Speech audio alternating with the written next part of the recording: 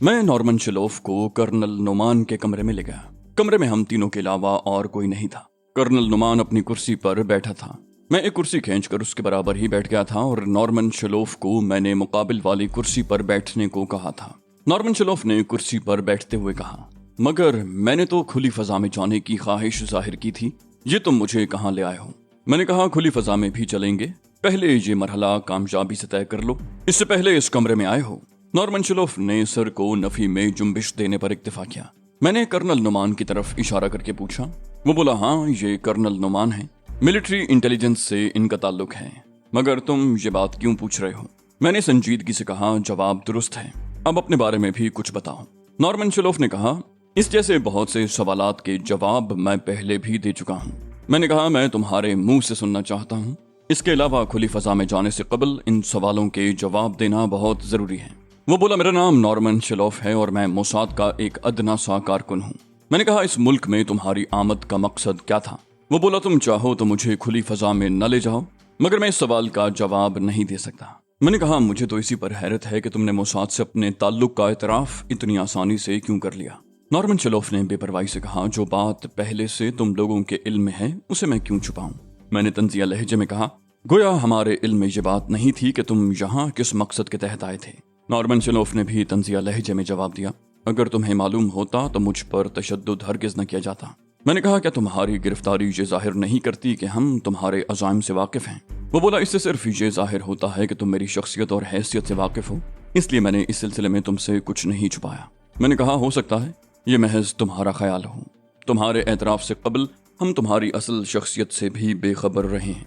वो बोला, ये मुमकिन नहीं, मुझे पहचान लिया गया था, इसीलिए गिरफ्तार किया गया, लेकिन ये तुम कभी नहीं जान सकोगे कि मैं यहाँ किस मिशन पर आया था। मैंने कहा, हट धर्मी का मुजाहिरा करके तुम अपनी मौत को दावत दे रहे हो?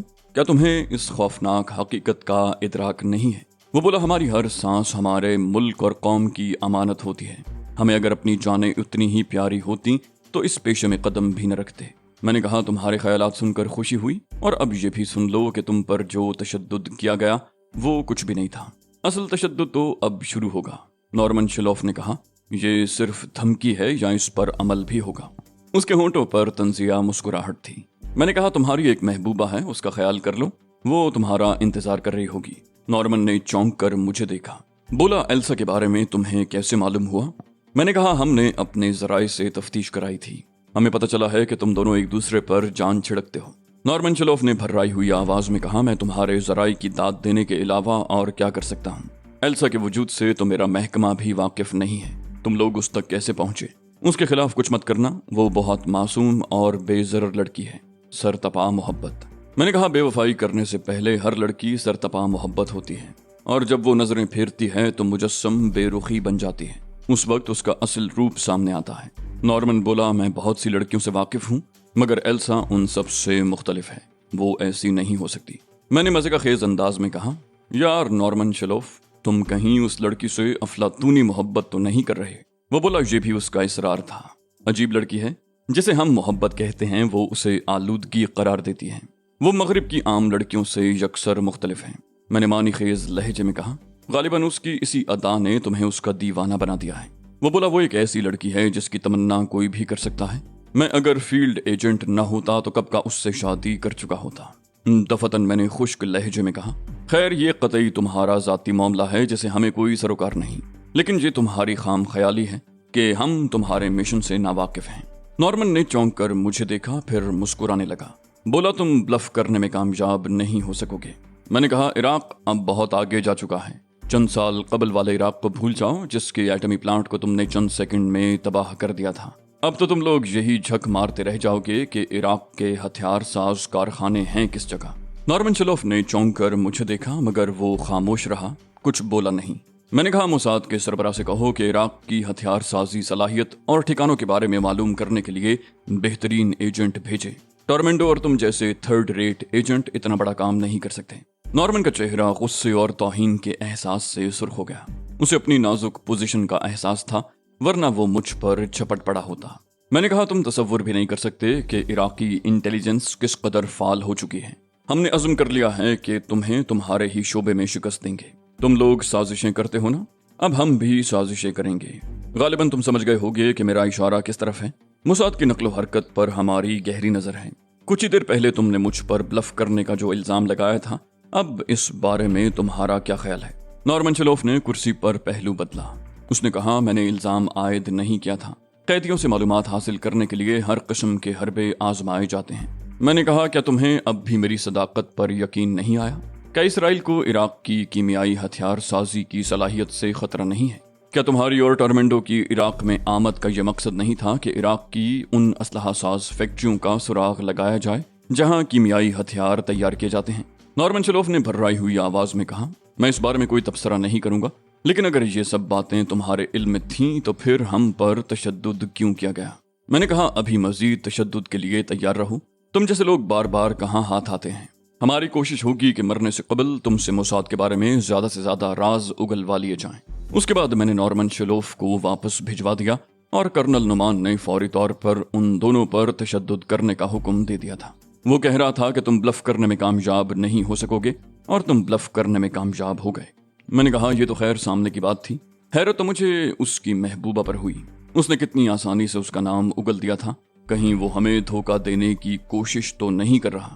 کرنل نعمان مسکرایا، بولا نہیں، وہ بیچارہ واقعی ایلسا کی زلف گرہ گیر کا اسیر ہو گیا ہے۔ میں نے چونک کر اسے دیکھا، کہا، تم یہ بات اتنے یقین سے کیسے کہہ سکتے ہو؟ کرنل بولا، اس لیے کہ ایلسا ہماری ایجنٹ ہے اور میں اس پوری کہانی سے پہلے سے واقف ہوں۔ میں نے کہا، لیکن تم نے پہلے تو اس بارے میں مجھے کچھ نہیں بتایا۔ میرے لہجے میں ہلکی سی شکایت تھی جسے کرنل نعمان نے محسوس کر لیا۔ اس نے ٹھنڈی سانس لے کر کہا، میں تمہیں کیا کیا بتاؤں؟ اسرائیل میں ہمارے بہت سے ایجنٹ کام کر رہے ہیں، ان میں سے کچھ کے بارے میں تمہیں بتاؤں گا بھی، لیکن تمہیں ایلسا کے بارے میں بتانا بہت ضروری تھا۔ اس سے پہلے تو خیر موقع نہیں مل سکا تھا، تاہم یہ ممکن نہیں تھا کہ ہم تمہیں اس سے بے خبر رکھتے۔ نارمن چلوف کے بارے میں معلومات فراہم کرنے میں ایلسا نے بھی اہم کردار ادا کیا ہے۔ میں نے کہا، ایلسا کے بارے میں مجھے زیادہ سے زیادہ باتیں بتاؤ۔ وہ کون ہے؟ اصل ایلسا کہاں ہے اور اصل ایلسا سے اس کی تبدیلی کیوں کر ممکن ہوئی؟ کرنل بولا، یہ تبدیلی آسٹریلیا میں ہوئی تھی۔ ایلسا آسٹریلین نژاد یہودی ہے۔ وہ اتفاقاً ہی ہمارے ایک آدمی کی نظر میں آئی تھی۔ اس نے ہمیں مطلع کیا تھا کہ اس کی شکل ہماری ایک ایجنٹ ذریحہ سے ملتی ہے۔ یہ اطلاع ملنے پر ہم نے غور کرنا شروع کیا کہ اس مشابہت سے کس طرح فائدہ اٹھایا جا سکتا ہے۔ اگلی اطلاع یہ ملی کہ ایلسا آسٹریلیا چھوڑ کر اسرائیل منتقل ہونے کی تیاریاں کر رہی ہے۔ چنانچہ ہم نے فیصلہ کیا کہ اس کو ذریحہ سے تبدیل کر دیا جائے۔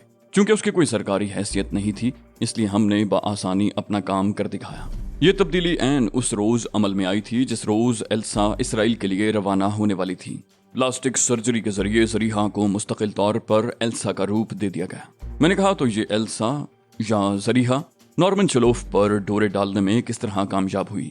کرنل نعمان نے کہا، اسے صرف ایلسا کہو۔ بھول جاؤ کہ دنیا میں ذریحہ نام کی کوئی لڑکی بھی موجود ہے۔ ہم نے ایلسا کو کوئی مشن نہیں سونپا تھا۔ اس کا کام صرف اتنا تھا کہ اسرائیل کی ایک عام شہری کی طرح وہاں رہتی۔ اب یہ بھی اتفاق ہی تھا کہ نارمن چلوف نے اس کے برابر والے فلیٹ میں رہائش اختیار کر لی۔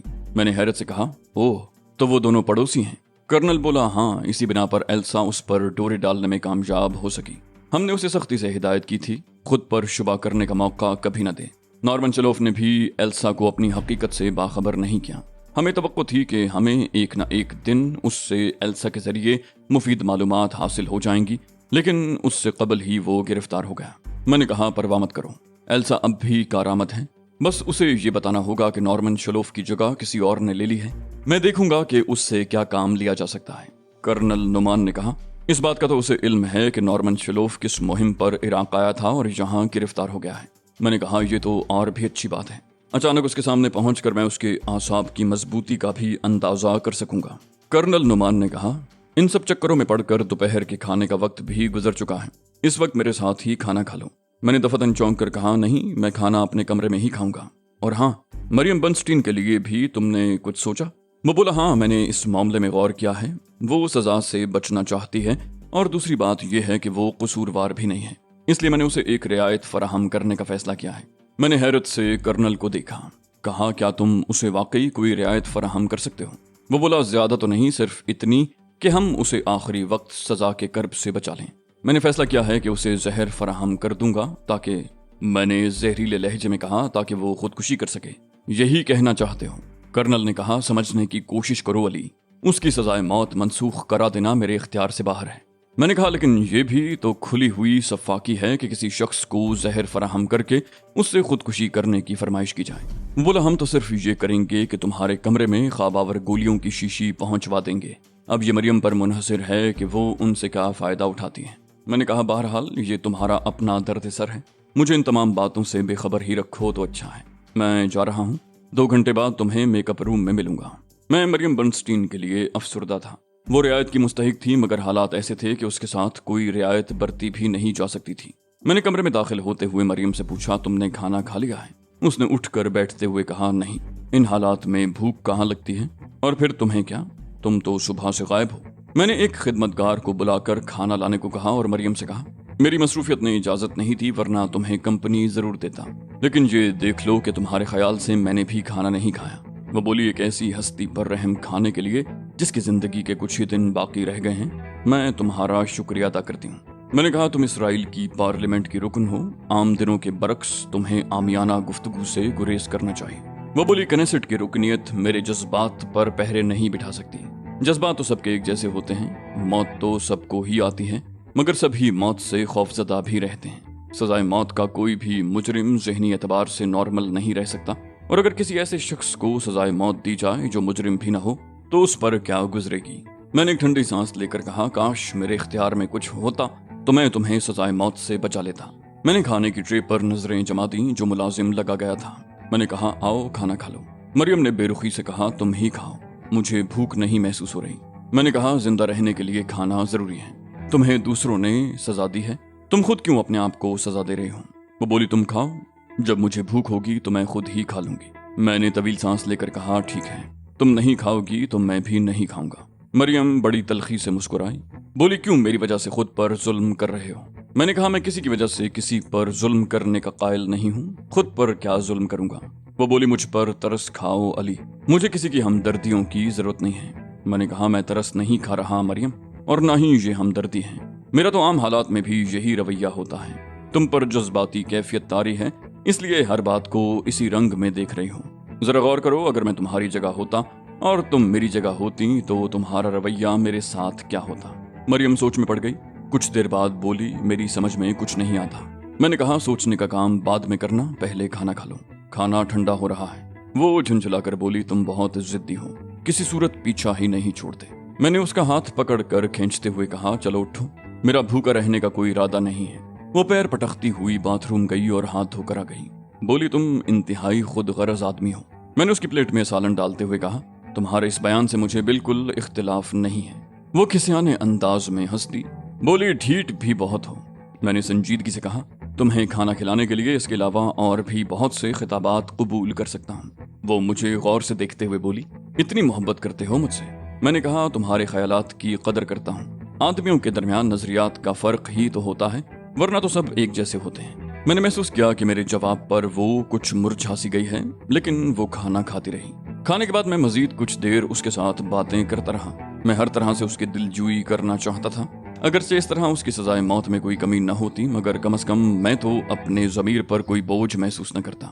میں جانتا تھا کہ یہ دل کا بہلاوا ہے، لیکن کبھی کبھی دل کو بہلانا ہی پڑ جاتا ہے، نہ بہلایا جائے تو اس کے مچل جانے کا خطرہ ہوتا ہے۔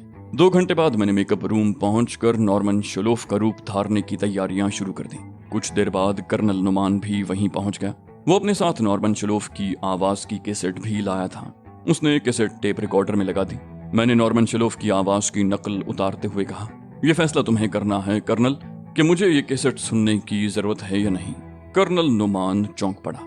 اس نے انتہائی حیران ہو کر کہا او خدا کے بندے، آخر تم کیا بلا ہو، اتنی جلدی تم نے اس کی آواز کی اتنی کامیابی سے نقل کیسے اتار لی؟ میں نے ہنس کر کہا انہی کرتبوں کی وجہ سے اب تک بچا ہوا ہوں ورنہ کب کا کام آ چکا ہوتا۔ وہ بولا اتنی کامیابی سے کسی کی آواز کی نقل اتار لینا ناقابل یقین سی بات لگتی ہے۔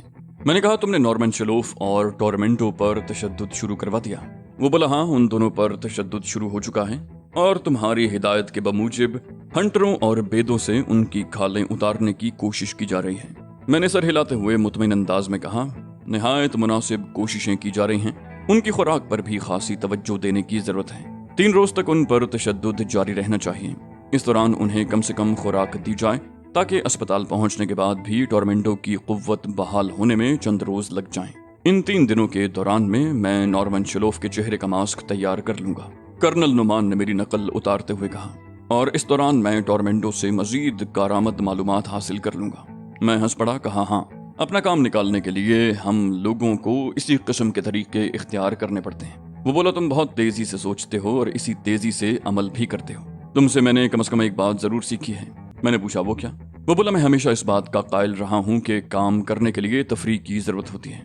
جو لوگ تفریح نہیں کرتے، کام انہیں کھا جاتا ہے۔ تم نے مجھ سے اس کے بالکل برعکس بات کی اور میں نے اسے غلط سمجھا، لیکن جب میں نے غور کیا تو معلوم ہوا کہ تمہاری بات درست ہے۔ جو لوگ تفریح کرتے ہیں وہ کام کو کام سمجھ کر کرتے ہیں، اور جو لوگ کام کو کام سمجھ کر کرے وہ کبھی حقیقی کامیابی حاصل نہیں کر سکتا۔ حقیقی کامیابی تو صرف ان لوگوں کے حصے میں آتی ہے جو کام کو تفریح سمجھ کر کرتے ہیں اور تفریح کو وقت کا ضیاع سمجھتے ہیں۔ میں نے ہنس کر کہا، چلو مجھے کسی بات کا کریڈٹ تو ملا۔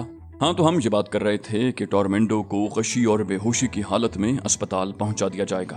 جب اس کی آنکھ کھلے گی تو میں نارمن شلوف کے میک اپ میں اس کے ساتھ ہی موجود ہوں گا اور اسی کی طرح پٹیوں سے جکڑا ہوا ہوں گا۔